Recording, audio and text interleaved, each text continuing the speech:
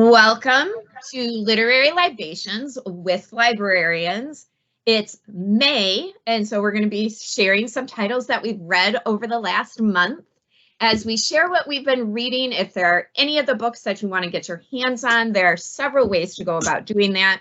The first, and probably the quickest, is to simply give a phone call to your local branch of the Monroe County Library System and speak to the staff there, and they'll be more than happy to assist you.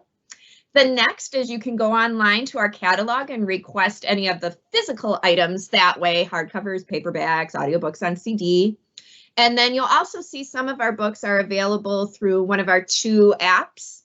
And that will give you, sometimes it'll give you a downloadable audiobook and sometimes a downloadable ebook. And those are available through 2 different platforms. Sometimes they're available on Libby and sometimes on Hoopla. And a little bonus for Hoopla is that if you see a lightning bolt next to the title, and almost all the titles have a lightning bolt, that means that it's available for immediate download and more than one person can have those items checked out at a time. I am Jennifer Graneski, and I am the Dundee Area Supervisor for the Monroe County Library System. And to kick us off, our question this time is related to spring, because spring has finally, and it seems to be really truly this time, unlike that week in the 80s we had about a month ago, really truly have sprung.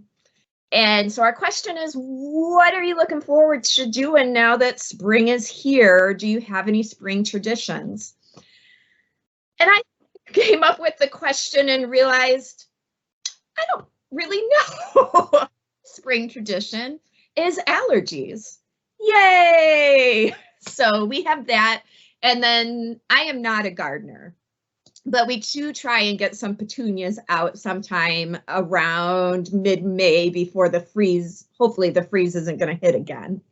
And then the other thing I thought of the other day, because I was in the midst of it, was I love changing our sheets from flannel sheets to the nice cotton sheets.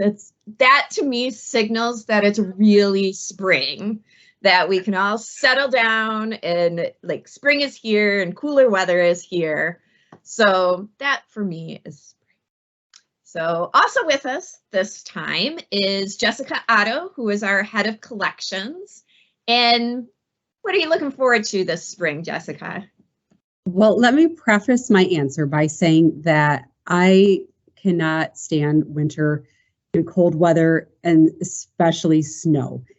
If you like snow and everything, that's totally fine. You do you. It's just not my thing. So about spring, I just love that when it starts to get warmer like it is now, and I feel like I can go outside without a coat on and just be outside and get fresh air. I love that aspect of spring, but this isn't really a tradition, I guess, per se, but something that I really look forward to in the spring, and this usually happens more in March, is I love at night outside my house in the field to hear the sound of frogs out in the field. And I just love the sound of it. And I miss it so much in the winter. And as we get closer to spring, usually at early March, when I always, like every night, I listen really close, like, do I hear a frog yet? Do I hear any frogs? And the night when I finally hear one, I like literally do a happy dance in my yard, even if it's like in the 40s and cold and blah, because I just know that means spring is coming. So yeah, warm weather and frogs. That's me. Nice. Thank you, Jessica. And also with us is Kristen Brown, who is a well-rounded sub throughout the Monroe County Library System. She's done everything from youth services to reference to paging to, I think you've done it all, Kristen. So. I think so. I think at some point I've dabbled in a little bit of everything. That's right. And what are you looking forward to this spring? Mine would definitely be, so it's kind of in line with both of yours. So now that the weather is getting warmer, there's a difference between going outside in the morning and drinking your coffee or your beverage, hot tea, whatever, when it's cool and crisp versus when that sun hits you and you go out and that like you can just feel the anticipation. And usually there's like a lot of bunnies and birds that are out in our backyard and squirrels. We get a lot of wildlife. Sometimes we see some cranes in like the back where our like creek runs. So that's what I've been appreciating, is just going out, spending time outside in the morning and really watching everything wake up. And I love doing that as the weather gets warmer. And the other thing would definitely be the gardening. So we have our, we're getting ready to put our compost over, get our soil ready, get our plants in, and get some flowers in. So I'm excited to do that. Once the color starts popping around everywhere, that's definitely what I get excited about. Yes, it is lovely to see color now when I'm driving, even just the green grass. It's lovely on the driving, Yes. or just to see green grass and the fields Right. starting to have a Yes. little color to them. Yeah. Also with us is Ashley Lyford, but she may be having some technical difficulties. Are you? Oh, there she is. I just can't see you, Ashley. That's weird. No, I'm here. Okay, well, good. So what are you looking at? Ashley is our Frenchtown area supervisor, and what are you looking forward to this spring, Ashley? You know, Jennifer, the question kind of stumped me too, because I don't garden out. Like, I'm an indoor plants kind of person, not outdoor. I don't know, maybe just getting outside more. You know, I like to walk the dogs as much as I can. Well, one dog as much as I can. So just getting outside. Yes, walking the dog is much easier in nicer weather than it is cold weather. So nice. Yep. Great.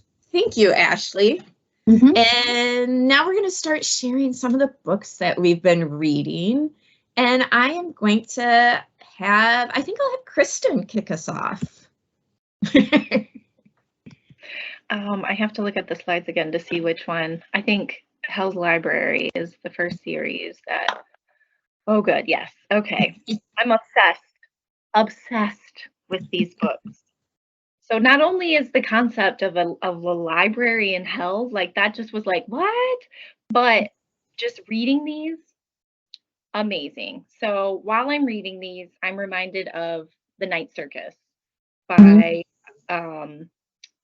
Morganson. I can't remember the first name now. I had it before. Aaron, I think.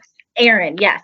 So the complexity of the characters and the richness of the plot and everything is there, but you don't have to work as hard to get it. So what I've noticed with The Night Circus is people either love it or they were like, I had to like muddle through so much to get to it. You don't do that with this, but you get all of the richness, everything. So the storyline is a really strong storyline, even throughout all three books. It progresses really flawlessly.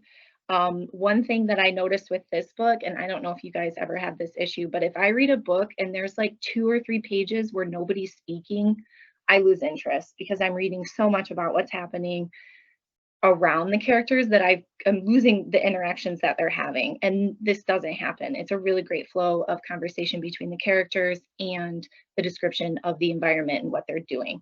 So this book series is basically like a quest series. And so the main character is Claire, and she is Hell's librarian. Now, the library in Hell does not belong to Hell. It's a sovereign library, and Hell is just the place where it exists. And so makes for a really awkward relationship because they don't really answer to Hell, but they're still in that area.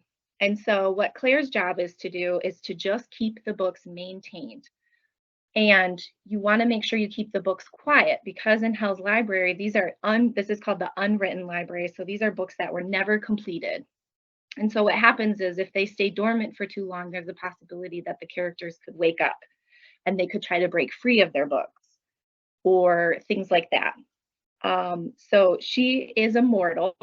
And in this book, people who go to Hell and serve in Hell, they're there because they believed that they deserved to be there. So nobody is technically sent there. So you're kind of the librarian and you could be there for centuries and you're just kind of put there and you're just keeping track of these books. So she doesn't remember anything about her life. She just knows that she probably was here because she thought she deserved to be. And another character is Brevity, and Brevity is a muse. And muses exist to give humans the inspiration to write their books and to finish their books. Now, Brevity is supposed to inspire others, but what she actually did was she broke the code and she tried to steal inspiration. So she's been banished from the muses and she is assistant Claire. And because brevity is a muse, she is able to see the books in a different light than Claire does. Claire sees them as these things that need to be kept in place and quiet and very hush hush. And brevity can actually see the color of the stories. So to her, these stories are individual and they have personalities. And so she has a special relationship with them that Claire doesn't possess. Now, in the first book, something happens and a book ends up trying to leave the library. So a character escapes from his book and he tells everybody that he's a hero. Well, we end up finding out that that's not the case. He's a really good villain. And so they have to jump from hell and escape and go up to Earth. And while they're doing this, there's another character that joins them. There's several other side characters that join in the series, and they all play really pivotal roles. What I like about the series is they're there, they contribute, and then they kind of phase out, and you don't lose your focus on the main characters. So they go to Earth, they try to find he's labeled as hero. Well, he becomes a permanent character in the book. And so what I really like about these characters is they all have their own separate stories and their own separate ways of growing through the series.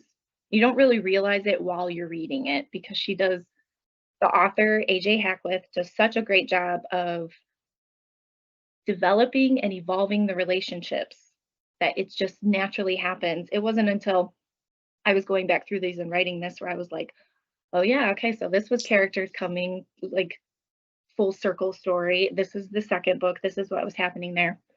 So we have Claire and her assistant Brevity, and they're chasing after Hero. What happens is they end up finding this little piece of paper, and what they think is it's something that Hell is going to want and that Lucifer wants. So they think it's like a book from Lucifer.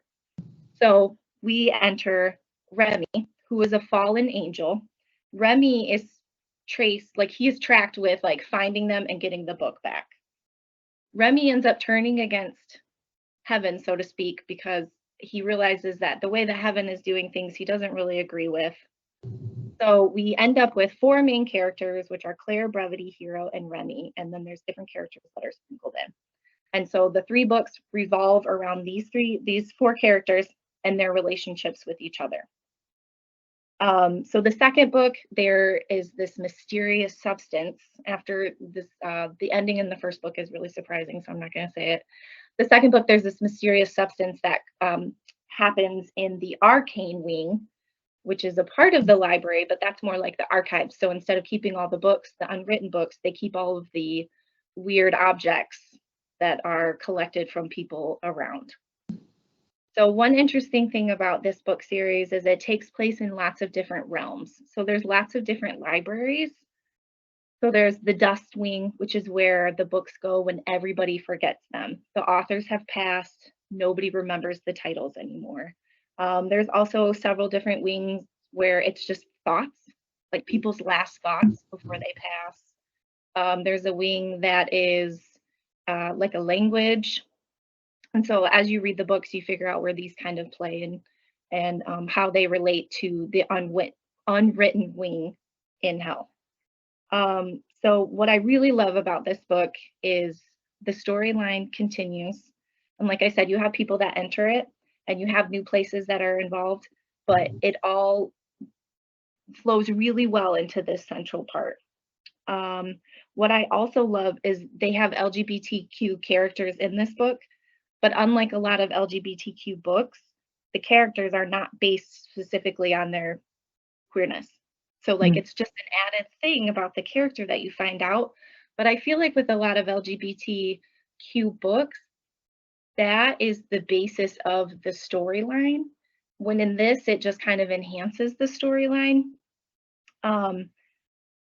So the other thing that I liked about this was it wasn't a romance book. I feel like a lot of times when you get like fantasy fiction with like LGBTQ characters, you'll have like some romance element in it, and that's not in this book. So it's very like action-packed, but it's more about these 4 characters and how they become like this dysfunctional family and how they kind of all found each other and they're all kind of working out to figure out who they are specifically within themselves, but also what role do they play within this group that they have.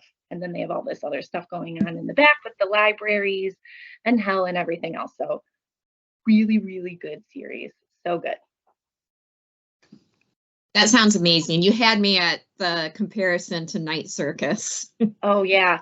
And there's also, what I love too is like, if you genuinely appreciate books, the way that they describe the relationship of the author and the books is just so beautiful. And like, you just feel like, yes, like as a reader too, like you're like, yes, there's that connection. And the author does such a great job of really building that up, that even as a reader, you start to kind of consider yourself a librarian, like you're keeping track of these items and preserving them and fighting for them. So that was cool. The second one I have is a graphic novel. This is a juvenile graphic novel, so it's, I mean, it can be for any ages. This one I picked up just because I was just, I think it was around Halloween time. I just revisited it recently, but like I love to look at spooky graphic novels around Halloween time. And this one came up and I was like, The Lunch Witch? Like, I got to read this one. So this one's by Deb Luck. And this book is hilarious. It revolves around Grunhilda, who is comes from a long, long line of witches, evil witches that do evil things to people. But as time goes on, she's realizing that people don't believe in magic. So she has to close down her potion store. She's run out of business. So she ends up having to work in Salem at the Salem Haunted Museum as a fake witch. And she's like, I don't want to do this. So then things get even worse, because then people at the museum say, well, she's not very scary. So she ends up getting fired because she's not a witch enough. But because she's evil, she has the ability to turn people into things. So she ends up, there's one part where she turns the boss of the museum into like a little turd. And then she's like walking out and she's like, oh, I stepped on the boss. Which is why this is kind of funny for middle school kids, because I feel like anything like gross and weird like that, but like, so she ends up seeing an ad for a lunch lady. And in the ad, it says, you don't have to cook. Like, you don't have to know how to cook. We need a lunch lady. So she goes, she ends up getting the job. And she sees she's around all these kids. So she's like, I could mess with all these kids. Like, this would be so fun. I could be so evil as a lunch lady witch. But what happens is Madison over here on the right, she comes into the story and she just moved to the school. She's not doing well. She's tardy all the time. Her grades are not great. The principal pulls her in his office and he's like, hey, you're going to have to get this figured out because you're going to flunk. So as time goes on, Madison gets the hint that Grunhilda is a witch. And so she's like, ooh, if anybody can help me with my grades, it's Grunhilda. So I'm going to talk to her. So she goes and she asks her for help with her grades. And Grunhilda's like, no, I'm not a nice person. I don't do that. And so this page is right here is when Madison's talking to her. And then she's like, help me or I'll squeal. I'll let everyone know you're a witch. So then the page on the left, which I should have switched on, the page on the left here is what Grunhilda is thinking. Oh man, if this kid tells on me, I'm going to get in big trouble. Nobody's going to feed my cats. All these kids are going to say that I turned somebody into a frog and it was scary. So she's like, oh, I got to help this kid.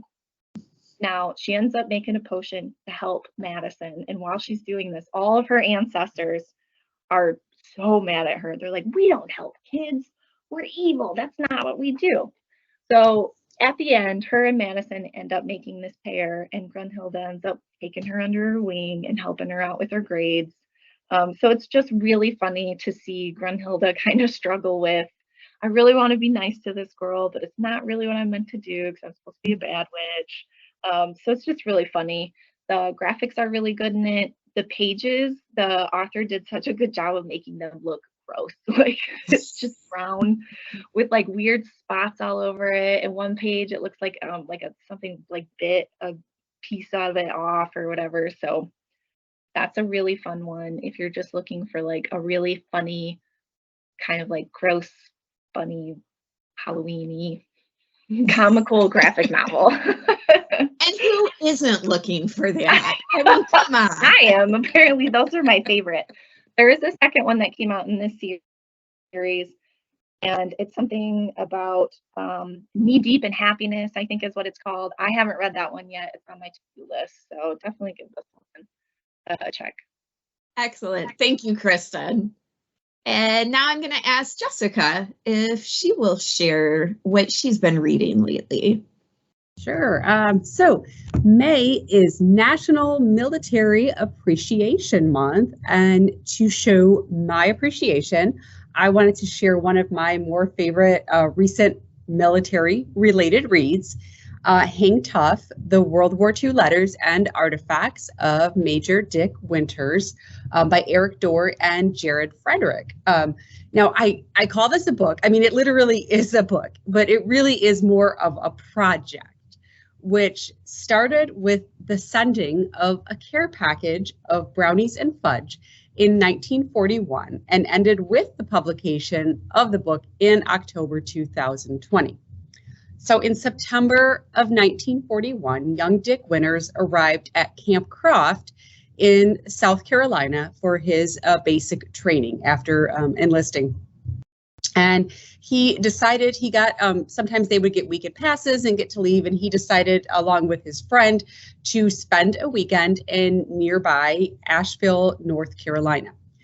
So when they went there, instead of staying at one of the hotels there in Asheville, they decided to stay at the local YMCA instead, because it was a much better cost. And at that time, they only earned $21 a month.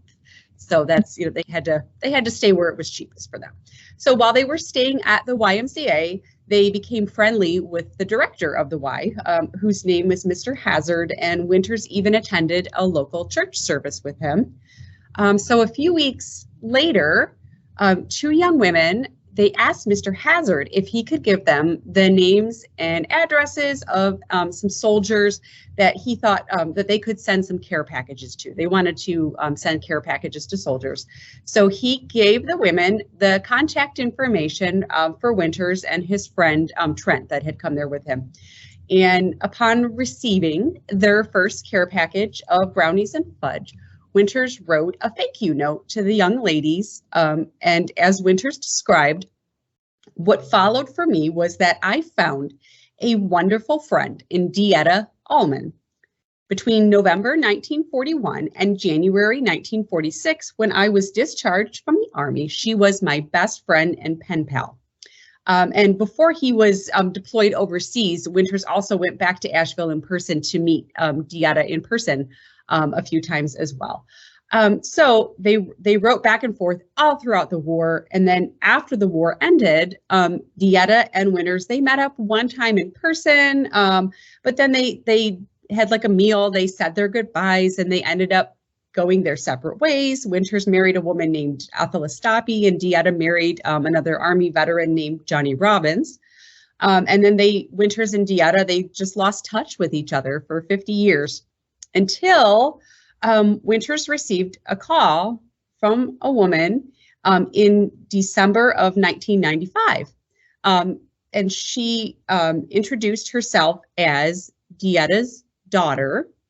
And she asked him if he remembered Dieta. And she said that her mother was still alive and was interested in reconnecting with him. So he did remember her, and he was very excited to hear from her. So when he got on the phone, she got on the phone, and they talked for a while, and she explained to him that she had kept all of the letters that she had gotten from him from all the years that they wrote to each other during the war. And she asked him if he would like her to send him the letters. Is that something he would like? And he said yes. He was very excited about getting these letters because, as the book says, he recognized such materials as the key to your memories and telling your story. So to quote the book, upon receipt of the decades-old correspondence, Dick and Ethel, that was Dick Winters' wife, embarked on a mission of reading, transcribing, and photocopying the pages of his past. In his written introduction to the letters, Winters explained that in the typewritten copy, Ethel would correct the spelling and add a little punctuation to help make it a pleasure and not a hardship to read.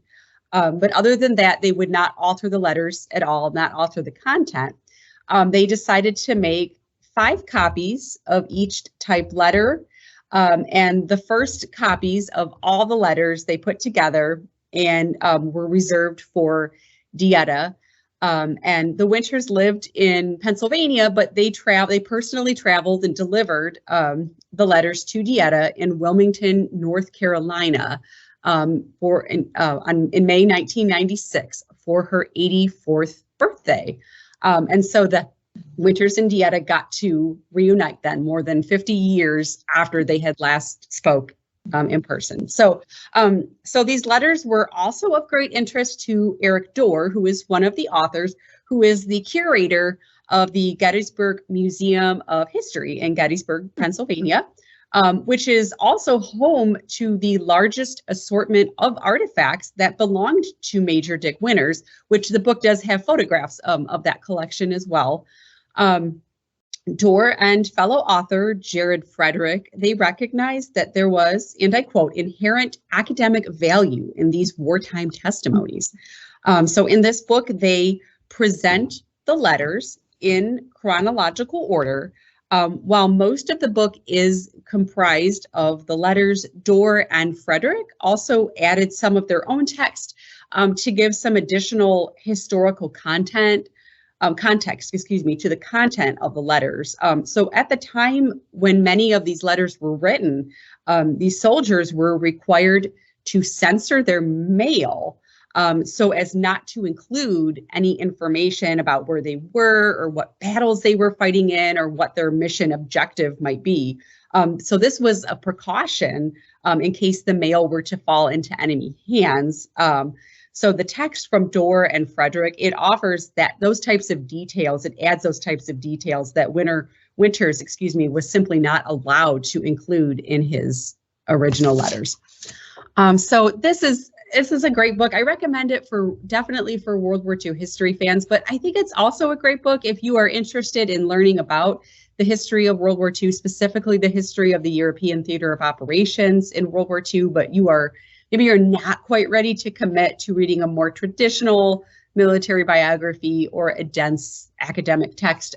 The fact that the book is primarily comprised of these personal letters, it makes it such a fast read, or I felt it was a really fast read. This is really, it's a deeply personal, heartfelt, and engaging narrative that will teach you not only the history, but more important, the power of friendship and how bonds that we form early and that we think maybe are gone can come back to us when we least expect it. So in the words of the authors, the distant wartime relationship of Dick and Dieta reminds one never to underestimate the value of quiet dignity and friendship. There is much we can learn from this story. And if there are any veterans or active duty military personnel watching, I just want to say thank you. I appreciate you. Thank you. So in May, we also celebrate National Road Trip Day. This is celebrated on the Friday before Memorial Day, and it serves as the official kickoff of the summer road trip season. So road trips are one of the most popular forms of travel in the United States. According to thevacationer.com, approximately 206 million Americans plan summer road trips in 2022 alone. So have you ever wondered what started the popularity of road trips in the United States? Well, if so, look no further than my second title, Road Trip, Camping with the Four Vagabonds, Thomas Edison, Henry Ford, Harvey Firestone, and John Burroughs, which is by one of my favorite authors, Claudia Friedel, and illustrated by Jeremy Holmes. So it all started in the summer of 1914. Thomas Edison and Henry Ford had been both working day and night to make life better for all the other people in America with their inventions. And then one day they realized that they both needed something that they could not find in a laboratory or a factory. They needed a vacation. Mhm. But where could they go to escape their very busy lives as inventors? They decided they needed their vacation to have friends, cars, back roads, and wilderness. They needed a road trip. So Edison invited Ford, along with his Model T, to go on a road trip through the wilds, that is the Florida Everglades. And then they also invited along their friend, the popular nature writer John Burroughs, to join them. So that trip was a success. So the following year, Edison and Ford decided they would take another road trip, but this time down the coast of California. And this time they invited along another friend of theirs, Harvey Firestone, who was responsible for making the rubber tires that were used on Ford's Model T. That trip was also a success. And when Edison and Ford planned the next road trip, they knew they wanted all 4 friends to be able to go on the trip together. Now, it was not so easy planning this because the 4 of them had pretty hectic schedules. So they were not able to have a road trip with all 4 until 1918. That's when they went on their first road trip together as 4, and they referred to themselves as the 4 Vagabonds. Now, on this first road trip together, they were all assigned specific roles. Henry Ford was the activities director and the car mechanic. Thomas Edison was the navigator and the discussion leader. Harvey Firestone was the supply manager and organizer, and John Burroughs was the nature guide and journal writer. The trip was so much fun that they planned another road trip for the following summer. So during their road trips, Edison started to film, I guess what we would call home movies of their travels. And somehow these movies ended up being shown in movie theaters. Apparently they didn't have new Marvel films to go see back then. And not only were people interested, the movie theaters were packed with people wanting to get in and see these videos of their road trips. So everyone loved the road trip concept and wanted to be a part of it. So as the word got out about their yearly road trips, the 4 Vagabonds started to get tracked down by reporters when they were on their road trips. And they also found out that somehow the public would find out about where they were going on their road trip. So when they would show up or drive through certain cities or places, there would be all these crowds of people just waiting to see them and cheer them on, and which was great, except they would kind of block the cars in, and so they became more of a roadblock to the road trip. So after, with all this frenzy going on, the 4 friends realized that the trips were starting to be more work than fun. So their last official road trip together was in 1924. In the 1924 trip, it was only Edison, Ford, and Firestone, as Burroughs had passed away in 1921 at the age of 83. So even though the 4 Vagabonds' travels were over, thanks to them, road trip fever was spreading across America, with families hitting the road in their own Model Ts, ready to escape their lives and discover their own adventures. So this book shares a fascinating slice of American history that I was not at all aware of until I came across this book when it was recently added to our library collection. The fun and creative illustrations match the energy of the 4 Vagabonds as they travel across the U.S. Until I got this book, I never realized how much I wanted a picture book with Thomas Edison with green hair. It worked out really well, and I loved it. The book concludes with an afterword and a few pages of actual photographs taken from their road trips. It also includes a solid bibliography of related works written by Burroughs, Firestone, and Ford regarding their travels. There is even a link to the American Experience section of the PBS website, where you can view clips from the home movies that were taken of the 4 friends on their road trips. And spoiler alert, because it was the late 19s, early 20s, there is no sound, but you can see it. So very interesting. So this book is a juvenile reading level, so I think it could be a great starting out point for a report, a unique report about any of the four vagabonds boroughs, excuse me, Edison, Firestone, and Ford. Adults can enjoy this book as well. I could not get enough of this book. And so while I have no current road trip plans, the book got me very excited about summer and all the fun that comes with it. So if you were to check this out and read it, hopefully it will get you excited about summer as well. Excellent. Thank you, Jessica. What a fascinating little piece of history that I had no idea. No idea. So thank you. You're welcome. And Ashley, if you would go ahead and share your latest reads. Sure. I'm going to start with The Firekeeper's Daughter. And that is a YA book by Angeline Bowley, I think is how you say her name. So it's for YA young adults, but anybody can read it. The main character is named Donis, and she is just recently graduated high school and is making plans to go to college. This actually takes place in the UP here in Michigan, so that I thought was fun. She actually won a scholarship, like a full ride to U of M, but her mom is not well, and her uncle just passed away. So she decides it's not time for her to go. She can't go. She needs to stay home and take care of her mom.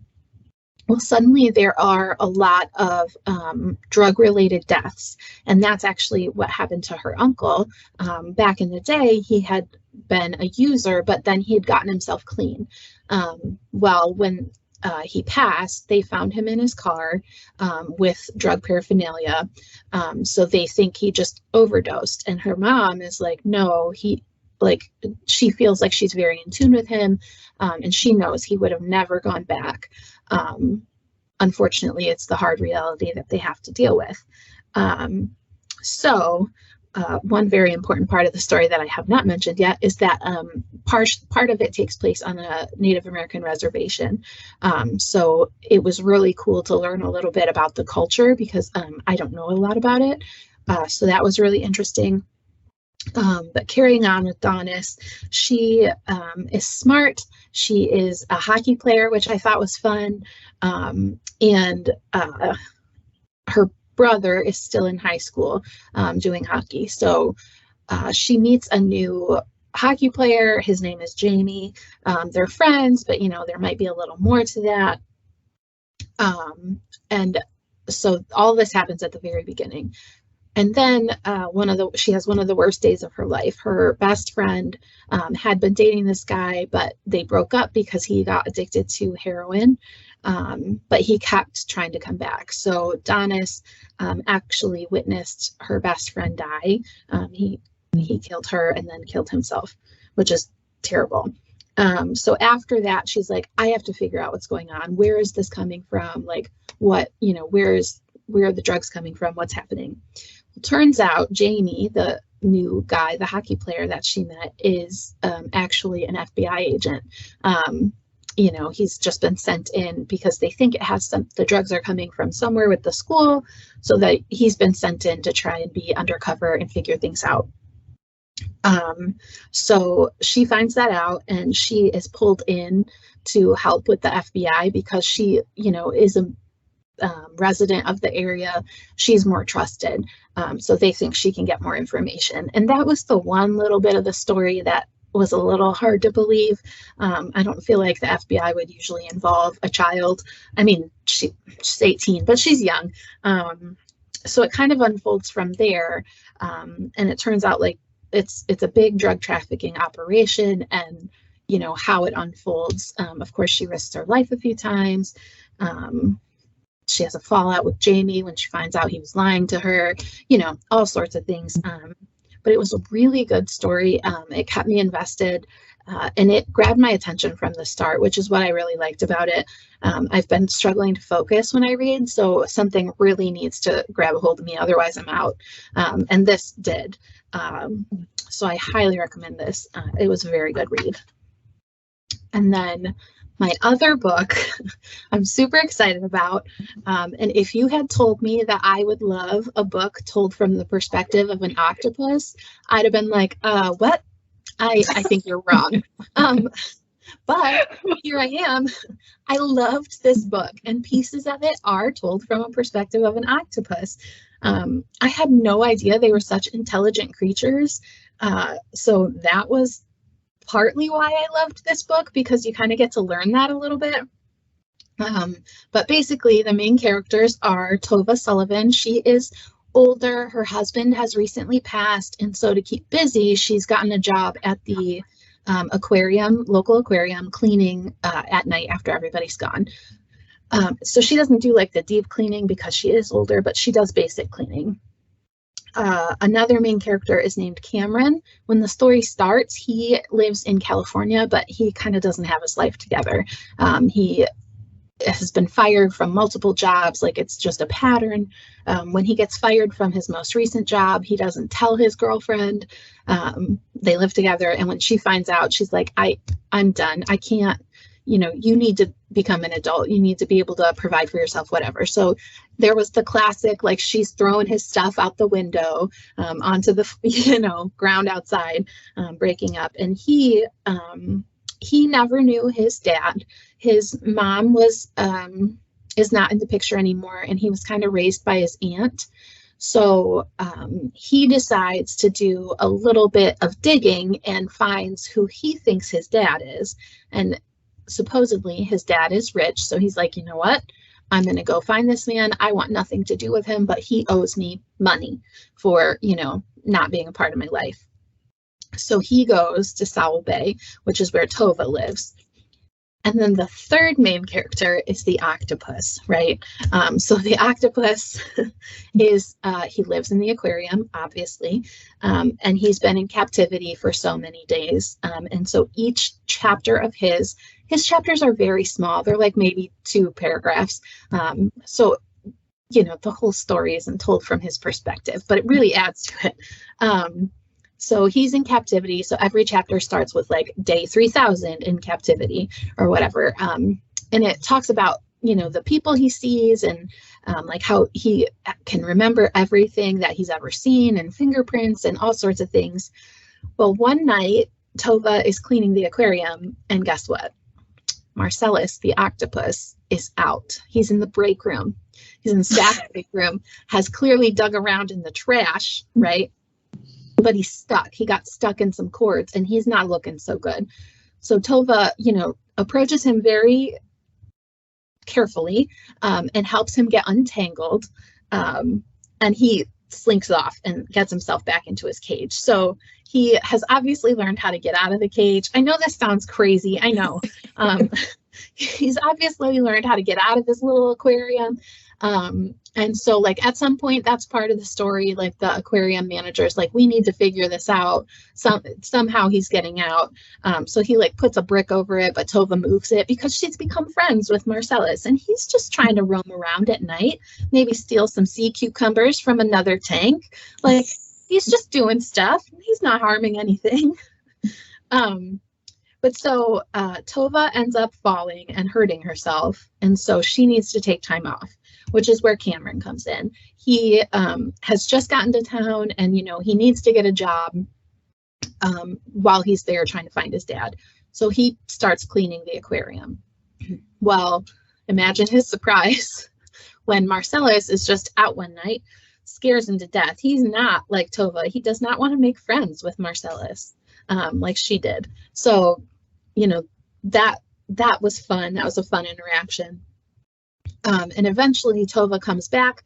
She just can't help herself, right? She loves the aquarium, and she wants to make sure this kid is like taking care of it the proper way. So she starts coming back, and eventually they kind of work together and form like a friendship. And at some point, he goes to confront his father, and turns out obviously he's not his father. So one big part of the story that you learn right away, and that I forgot to mention, is about 30 years ago, Tova's son died. They said it was suicide, but she does not believe that it could possibly have been that. And so, she's dealt with that over the years. So this kid Cameron comes in, thinks he knows who his dad is. It wasn't him. So, you know, you just got to work and figure that out. All along, this is a small town, so everybody's talking amongst each other. Marcellus knows what happened to her son, and he thinks he knows how this is playing out. So the whole, like throughout the whole story, he's trying to leave clues for Tova to figure out, like, oh wait, you know, there's more to this than you know. So he's trying to leave clues everywhere to help her. That's probably enough about it, but it was a very good story. I was surprised at the end. I maybe cried a little bit. I love this octopus. I love Marcellus, and I want to be his friend. And I'm sad that I can't. It was such a good story, and it's not something I've read. I've never read something like that before, like told from that perspective, because it was all very real. Like, this is not fantasy or anything like that. This is all very real. It's just you have these short chapters told from an octopus perspective. I loved it. I thought it was so good. I recommend everybody read it, even if it's not like your type of thing. I obviously didn't think it was my type of book, but it really grabbed me and was so good. And it's just like a feel-good story, which is kind of what I need.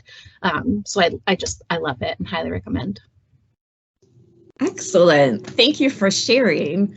Now I have another book to add to my list. You really should.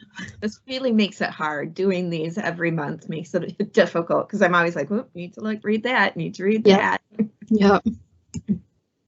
All right. My titles are a little unusual for me. I don't have a horror title for either of them. That doesn't mean I didn't read anything that was from the horror genre. I just didn't love what I read this month. So I'm talking about these ones. So Lori Frankel's This Is How It Always Is was on the recommendation of a friend. And even though it is not something I would normally pick up, because literally at the top of the cover, it says it made me laugh, which I love. And then it said it made me cry, which I hate. As soon as I knew, you know, if somebody goes, oh, this book made me cry. And I know Ashley just said that, but she loved it so much that I'm going to be like, oh, I got to read it now. And that's how this one was, where I was like, oh, no, I don't know if I can do this. But I picked it up and I'm so thankful. So Frankel has written a story that is once both very specific to the family she's writing about, but it's also universal, because parenting, no matter what your children are like, is hard.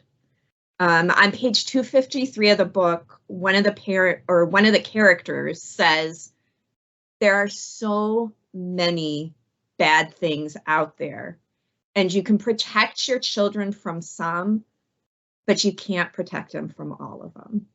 And as a parent, that's so hard. So in this story, Penn and Rosie have 5 sons, and they are doing the best that they can to raise them. Their house is chaotic. Their boys are creative. They're strong. They're funny individuals. And Penn and Rosie love them exactly as they are. But their youngest, Claude, has just started kindergarten, and he's showing some signs of maybe, possibly, if they can wrap their minds around it, maybe he's a girl. And his teacher has called him into school to show them some of the artwork that Claude has been doing. And as they look at this progression of his artwork throughout the year, the family with Claude's 4 brothers and the parents all look the same, but Claude in every picture is getting smaller and smaller and smaller. And Penn and Rosie are concerned because Claude has been asking to wear a dress to school. He has a lunch purse that he loves, that he's gotten in trouble with from the teacher because, you know, that's not what you're supposed to bring your lunch in. And there have been other things that says that maybe their child isn't quote unquote normal. And so they start talking to a therapist. They have Claude talk to somebody, and they decide to embrace their child as they see themselves. and they decide to tell Claude, you can dress however you want, you can be whoever you want to be. We've always supported our kids. And then something happens. They live in a pretty small town, and Rosie decides she's done with this. She's going to protect her kids, and if that means that they need to move to someplace that will love her family, then she's going to do that. And so they pick up roots, knowing that this could be difficult for their other 4 boys, and they pick up roots and they move to Portland, which is supposed to be, you know, the very liberal, very accepting city. They move there, they meet their neighbors on the very first night. They introduce Claude, who is now Poppy, and they introduce Poppy, and everything's going great. Poppy makes friends. The other boys are struggling, but Poppy is safe, and Rosie feels like everything's going great. And it is, except people accept Poppy so well. Poppy is Poppy now. And they never share with any of the folks in Portland that Poppy was ever anything else. And part of me was like, well, what's the problem with that? Except it means they don't put up any family pictures from prior to Poppy being Poppy. And there are certain things they don't talk about, and suddenly it becomes something in their family that they can't talk about. And so to protect one child, some of the other children feel like they're keeping a secret, and it creates frustration and resentment, and it's complicated. And that's what I loved about this book. Parenting is complicated. Your choices are never as clear-cut as we want them to be. And clearly Penn and Rosie want to support Poppy, but they also want to support their other kids. So it was fascinating. It lets you walk in somebody else's shoes, let you think about the choices that somebody else has to make. And also you identify it with it fully as a parent, because you know every parent wants to love and protect and care for their kids. And so the ramifications in this family echo throughout the book as they come to learn how to be a family, how to support everyone in their family. It's also very funny. So I don't want to make it sound like this is a very serious book about issues. You know, this is not an issue book. This is what a family does in this specific situation and how they handled it. I do also want to mention that Franco makes it very clear that this is a very specific family. This happens to be a very privileged family. They are a white family. Rosie is a doctor. Penn is an author. So they are definitely upper middle class. So the decisions that they are able to make are choices that a lot of families would not have at their fingertips. And I think Franco's very aware of that. And I think in some ways she writes this as a very hopeful, I wish the world was like this for every family. I wish every family had access to these resources. So it's a lovely story. I think, you know, if you like family drama, if you like walking in somebody else's shoes, maybe you hadn't considered before, pick it up. It's absorbing, it's funny.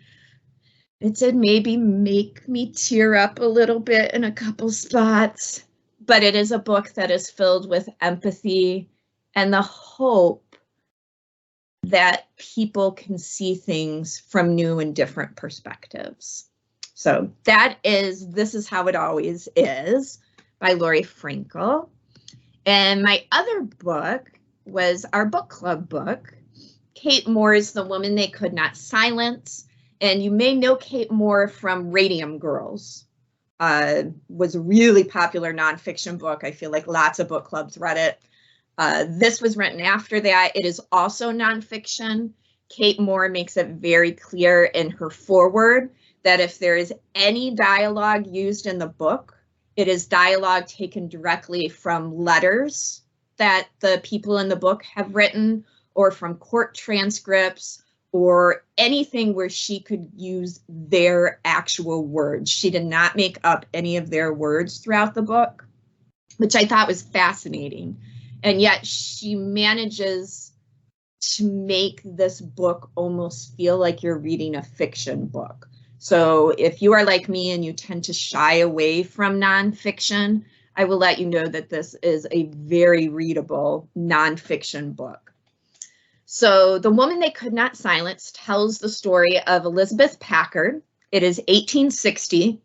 Elizabeth is married to her husband, Theophilus Packard, and he is a minister in a town in Illinois. And Elizabeth starts to disagree with what her husband is preaching from the pulpit. In particular, she has very strong views that slavery should be abolished. Her husband does not share those views for various reasons, a lot having to do with money and the particular church that he is the pastor of. And if he doesn't support the views of that church, he's not sure where his livelihood would come from. But Elizabeth becomes more and more outspoken to the point that she is writing pamphlets and teaching classes that are in direct contradiction to what Theophilus is preaching from the pulpit.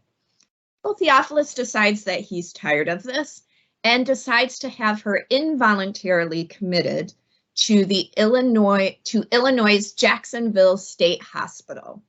And in 1860, this was legal. There was nothing Elizabeth could do. You could not have a trial to decide, are you sane or insane? You couldn't go to court. Like, there was nothing she could do. They literally came, put her on a train, and sent her off to the state hospital. And there she was, taken away from her children and everything that she knew. But Elizabeth is not a woman to be silenced, and she's not a woman to give up. So she gets there and figures out a way to make herself heard. And it is not easy, because even the hospital board doesn't want to listen to her. The doctor that she's assigned to is a piece of work, let me just say. But it is a fascinating story of one woman who doesn't give up. When Kate Moore wrote it, she writes in some of her author notes that she really wanted to choose a woman for whom the ending wasn't tragic. She said she found a lot of women in this situation who do not get the hopeful ending that Elizabeth Packard gets. I feel like I should never give away the ending, but I also feel like hers is amazing. So just know that she writes a book that she manages to fund herself back in the late 1800s. And yeah, and she is one of those women that we haven't heard about, but I feel should be alongside other women who fought for women's rights during that time. And in particular, she is fighting for the rights of those who are struggling with mental illness. For while she herself and many of the other women that she met there weren't actually insane, there were women who were, and the way they were treated was appalling. And so she is fighting for the rights of all of those women. First, that women shouldn't just be sent to an asylum based on the word of their husband or father, but that they should have the right to a trial and to be able to speak for themselves, but also that those who may need a place to be should be treated with respect and dignity. So it was a fascinating read. I listened to it, and the author, Kate Moore, actually did the audiobook for this one, which always makes me a little nervous because unless you are an actor or a comedian, I'm like, but she did it. And it's fascinating because Kate Moore is British. And I did not know she was British, and she has a lovely, expressive British voice, and it was a great audiobook too. So if you like audiobooks and you want to learn about another woman from history who has been largely overlooked, then check out The Woman They Could Not Silence. So thank you to all of you for sharing what you've been reading, and thank you to those who have listened, and we will be back next month with more books that we've loved. Thank you. Bye.